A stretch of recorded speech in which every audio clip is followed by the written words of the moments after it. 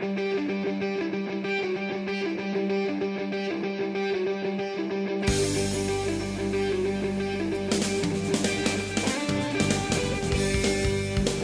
there, everyone, and welcome back to another edition of the Brad and Christie Show Morning Tidbits. I'm Brad. And I'm Christy.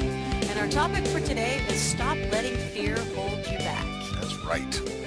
What keeps people from moving forward? It is a pesky four-letter word called fear. Now, this word fear, it leads me to ask the question, where does this fear come from? And fear of what? What are we afraid of? Because many times when we do our workshops and or our live presentations, we talk about fear a lot because it is something that holds us back in life. But we ask the question, where does fear come from? And without hesitation, almost everyone in the audience says the unknown, fear of the unknown. And so we usually write that up on the board, but then we start hearing all of these other things like, well, I'm afraid of something because of my past, I'm afraid of something because I saw it on a movie and it scared me, or I heard something from somebody else. Well, anyway, we take all of the rest of the things that the audience throws out to us, and we put that in a single category that we call previous programming. And so we're sitting here with these two categories, fear of the unknown and fear of previous programming. But then I asked the question about the unknown, to stop for a minute and think about something. Are there things going on in your society or in your community right now that are happening that you're not aware of? Well, of course there is. There's a lot going on. But guess what? If you're not aware of it, you're not going to be afraid of it. It's impossible to be afraid of something that you're not aware of. So we cross that out. Let's get rid of that fear of the unknown. That is not where fear comes from. Fear comes from previous programming, or in other words, yes, exactly. We have had things happen to us, and so we are so afraid of being hurt again by these things. Well, this fear, because it's a learned response, because we are not born with fear. If we were born with fear, we'd never be able to even start crawling, because how many of us gave up after we did our first nosedive into the carpet when we were learning how to crawl? Okay, obviously none of us did, but see, when we're young, that concept of fear does not exist. We do whatever we have to do to make things happen. But as we learn these things over time, then this fear begins to run our lives. We do things because of fear. We don't do things because of fear. Now let me ask you this question. Why do we even go to work in the mornings?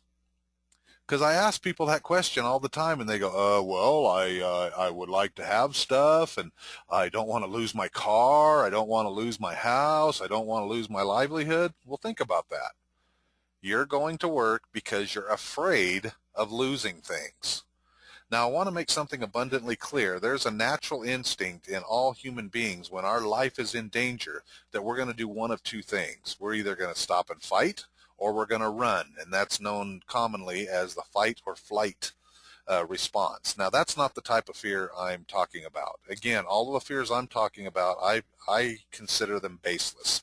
They're all things that have happened to us at one time or another, and we just hold on to them forever. Well, bottom line, we learn through our failures.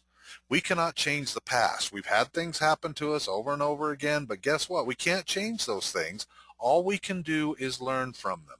It's no different than touching a hot stove. You touch a hot stove, are you going to do that again? No. So you said something to a certain person one day and you didn't get the response that you wanted.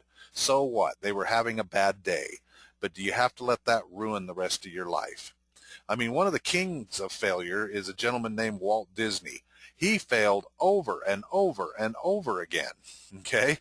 But guess what? That didn't stop him. He actually had to file for bankruptcy 3 times before he was able to get everything put together to where he could build Disneyland. He didn't let fear stop him.